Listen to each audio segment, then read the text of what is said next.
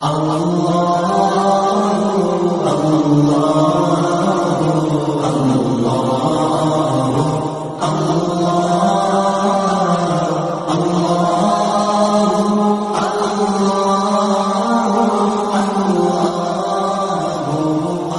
بات آپ سمجھ لیں، خاص کر آج کل جو ہمارے ہندوستان کے اندر ایک پروپیگنڈا اسلام کے بارے میں کیا جا رہا ہے کہ اگر جنت کے اندر مردوں کو 72 حوریں ملیں گی تو عورتوں کو کیا ملے گا؟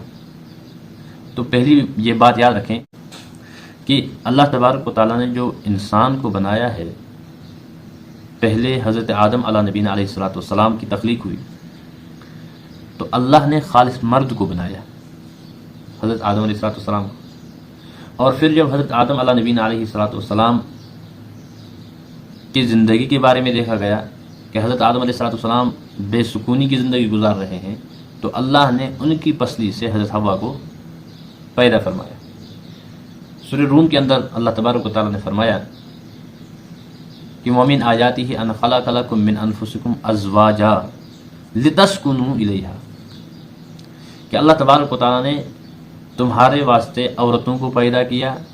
کیوں پیدا کیا؟ لِتَسْكُنُوا إِلَيْهَا، تاکہ تم ان سے سکون حاصل کرو۔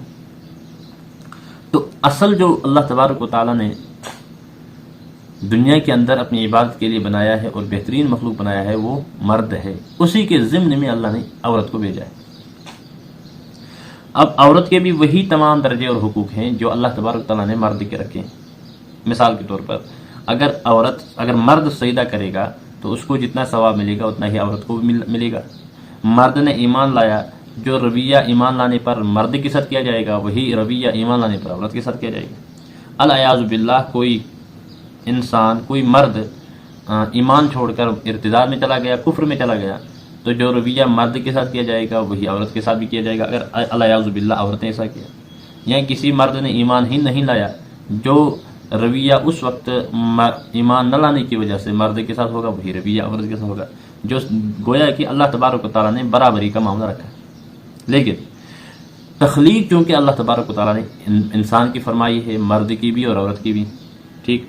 تو پہلی بات یہ ہے کہ اللہ تبارک و تعالیٰ نے مرد کے سکون حاصل کرنے کے لیے عورت کو بھیجا ہے، جیسے کہ اللہ تبارک و تعالیٰ نے باقی معلومات مرد کے سکون حاصل کرنے کے لیے بھیجا ہے، ایسے ہی عورت کو بھی اللہ نے مرد کے سکون کے لیے پیدا فرمایا ہے۔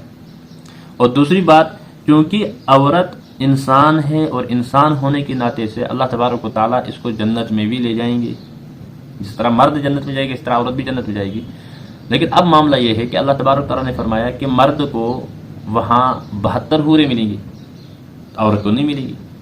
دیکھیں جنت میں جب انسان جائے گا، چاہے مرد ہو یا عورت ہو، جتنے انعامات اللہ تبارک و تعالیٰ نے رکھے ہیں وہ تمام کے تمام انعامات سیم مرد کے لیے بھی ہیں عورت کے لیے بھی۔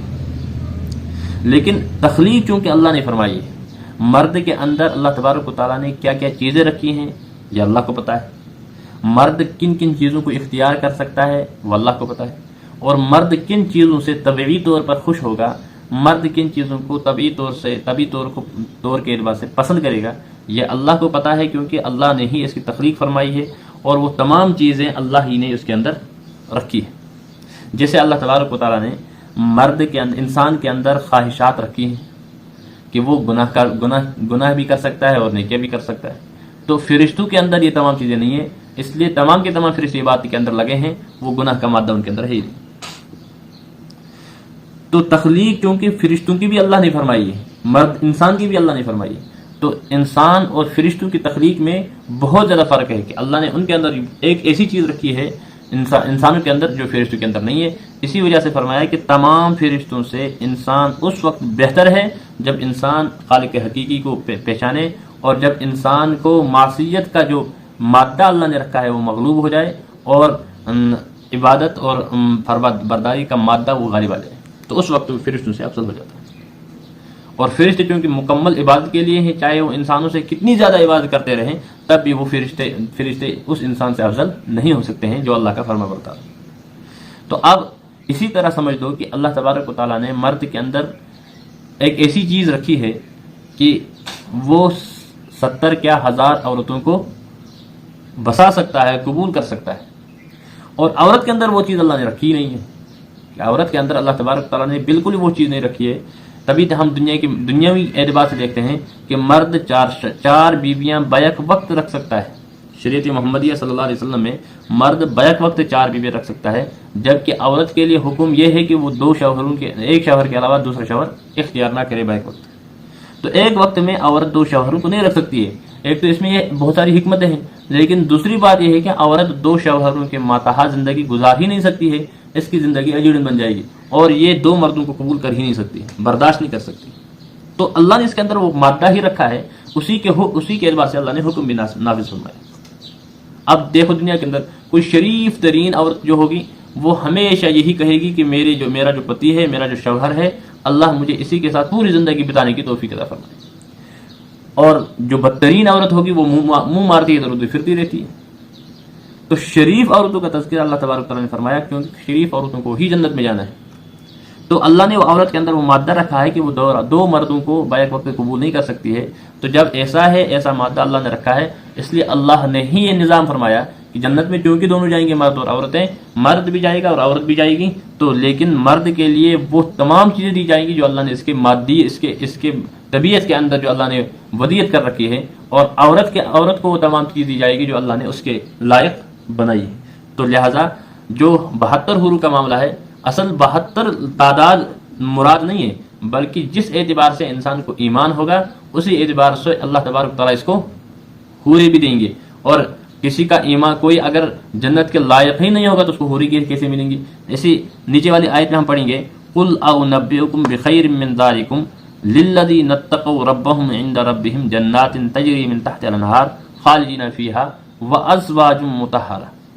وازواج لفظ جمع ہے، اس کا مطلب یہ نہیں کہ صرف 72 کی 72 حوریں ہی ہوں گی، بلکہ 72 سے کہیں زیادہ ہوں گی جب ایمان مضبوط ہوگا. جس اعتبار سے انسان ایمان لے کر جائے گا اسی اعتبار سے اللہ تبارک تعالیٰ وہاں انعامات سے نوازیں گے، اور اسی اعتبار سے اللہ تبارک تعالیٰ بیویوں کی حوروں کی بارش اس پر کر دے گا.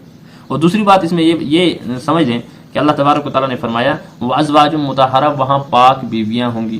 اکثر و بیشتر ہمارے جو خطیب حضرات ہیں یا کچھ نام نہاد علماء حضرات ہیں، تو وہ اکثر و بیشتر ممبروں پر اور لوگوں کے سامنے یا میڈیا کے سامنے ایسی باتیں بتا دیتے ہیں کہ جس کے ذریعے سے اسلام پر لوگوں کو، اسلام کے خلاف لوگوں کو باتیں کرنے کا موقع ملتا ہے. تو ازواج مطہرات مطلب یہ ہے کہ جنت میں پاک بیویاں ہوں گی. اس کا مطلب یہ نہیں ہے کہ دنیا کے اندر جو عورتیں ہیں وہ ناپاک ہیں، نہیں، بلکہ دنیوی اعتبار سے دیکھو دنیا کے اندر اللہ تبارک و تعالیٰ نے مرد کو یا عورت کو جو پیدا فرمایا ہے، اس کے بہت سارے طبعی تقاضے بھی ہیں، جسمانی تقاضے بھی ہیں. مثال مرد اگر مہینے بھر نہ نہائے، ہفتے کے بعد نہ نہائے تو اس کے بدن سے بدبو آنی شروع ہو جاتی ہے، پسینے کی بدبو ہے. یا اسی طرح اگر جب مرد کھائے تو اس کو لازماً باتھ روم جانا ہے. یہ اللہ نے تبھی تقاضے اس کے ساتھ رکھے ہیں. تھوک کا آنا، ناک کی ریزش کا نکلنا وغیرہ تمام کی تمام ایسی چیزیں ہیں جو ہمیں ہر ایک انسان کو لگتا ہے گندگی ہے، اور یقین ہے گندگی. تو یہ انسان کے جسم کے اندر اللہ تبارک تعالیٰ نے رکھی ہیں، اور یہ دنیاوی زندگی کے اعتبار سے. لیکن آخرت میں جو انسان جنت میں جائے گا، اور یہی چیز عورت کے ساتھ ہے. دیکھو ماہواری کا عورت کو آنا، یعنی حیض و نفاس کا آنا، یہ تمام کی تمام چیزیں عورت کے ساتھ لگی ہوئی ہیں، اور یہ ناپاک ہے، اور اتنی ناپاک ہے کہ مرد کو اجازت نہیں دی گئی ہے کہ حیض کی صورت میں عورت کے قریب جائے. اب دیکھیے جب ایسا معاملہ ہے کہ دنیا کے اندر مرد باتھ روم بھی جاتا ہے، دنیا کے اندر مرد کو پسینہ بھی آتا ہے، دنیا کے اندر مرد کو تھوک بھی آتی ہے، ناک سے ریزش وغیرہ بھی نکلتی ہے، تو یہ تمام چیزیں دنیا کے ساتھ ہی اسی طرح عورت کے ساتھ بھی ہیں، اور عورت کو حیض و نفاس کا معاملہ بھی ہے دنیا کے اندر. تو یہ تمام چیزیں جب ہیں تو آخرت کے مقابلے میں کم درجے میں ہے پاکی میں، حالانکہ ہے افضل.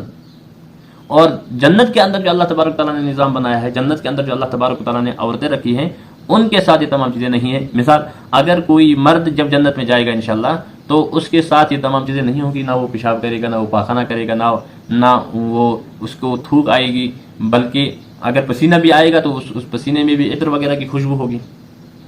تو یہ تمام چیزیں جو ہیں یہ جنت کے ساتھ خاص ہیں. یہ صرف وہاں کی عورتیں ہی اس طرح پاک نہیں ہوں گی، بلکہ وہاں جو عورت جائے گی دنیا کی رہنے والی، یا وہاں جو مرد جائے گا وہ تمام کے تمام پاک ہو کر جائیں گے، اور وہاں یہ تمام کے تمام پاک ہی ہوں گے. تو دنیا کے اندر جو عورتیں ہیں یا مرد ہیں، یہ اس کا مطلب یہ نہیں کہ وہ ناپاک ہیں، بلکہ وہ بھی پاک ہیں. لیکن دنیاوی جو تقاضے اللہ تبارک تعالیٰ نے ان کے ساتھ لگا رکھے ہیں، وہ چونکہ ان کے ساتھ ہے، اس کے مقابلے میں جنت کی جو عورتیں ہیں ان کے ساتھ وہ تمام چیزیں نہیں ہیں، یا جنت میں جو مرد جائیں گے ان کے ساتھ وہ تمام چیزیں نہیں ہیں. اس اعتبار سے دنیا اور جنت میں آسمان و زمین کا فرق ہے. تو تو لہٰذا یہ قطعاً نہ سمجھا جائے کہ اللہ تبارک تعالیٰ نے فرمایا جنت کی عورتیں پاک ہے، دنیا کی عورتیں نعوذ باللہ مردار ہیں، گندی ہیں. نہیں، ایسا نہیں ہے. بلکہ دنیا کے اندر جس نے بھی ایمان قبول کیا وہ اللہ کے نزدیک مرتبے والا ہے، وہ اللہ کے نزدیک پاک ہے، وہ اللہ کے نزدیک کامیاب ہے. اللہ تبارک تعالیٰ ہمیں قرآن پاک سمجھنے اور صحیح فہم نصیب